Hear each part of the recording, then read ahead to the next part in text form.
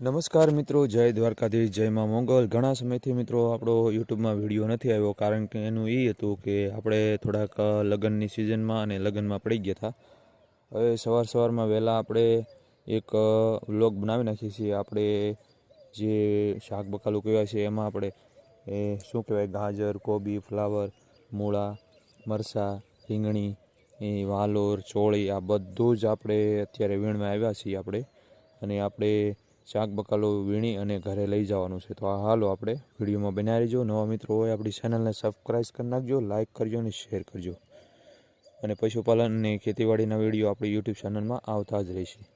તો ચાલો નિહાળી હવે આપણે ગાજર તરફ। જો મિત્રો, આ આપણા ગાજર છે।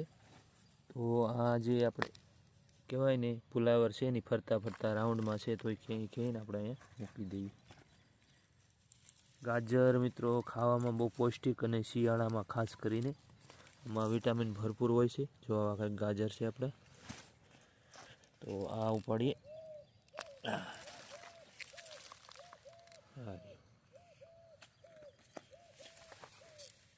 આ છે ફુલેવર છે, આપણે રોપ લાવ્યા હતા અને આપણે ફુલેવર સોંપ્યા છે। તો આને થોડોક હવા ઉજાસનું ઓછું પડે છે, તો આની ફરતીથી આપણે થોડાક ગાજર ખેંચી લેવું, જેથી કરીને છોડને હવા ઉજાસ અને ઓક્સિજન મળે।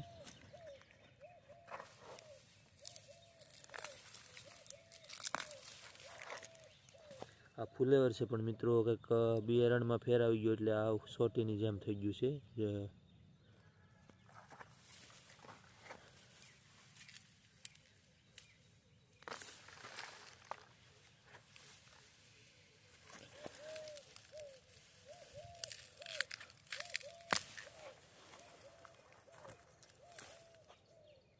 પહેલાં બધા ગાજર ખેંચી નાખ્યા છે। જો ફુલાવરનો દડો છે આવી રીતના કંઈક।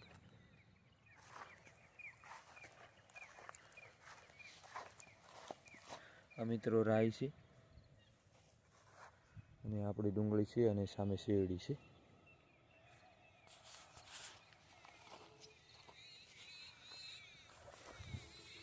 અને આપણા થોડાક ખાવા પૂરતી આપણે શેણા પણ સોંપેલા હતા, એ શેણા બાજુ લઈ જાવશું। પોપટા કેવા આવી ગયા।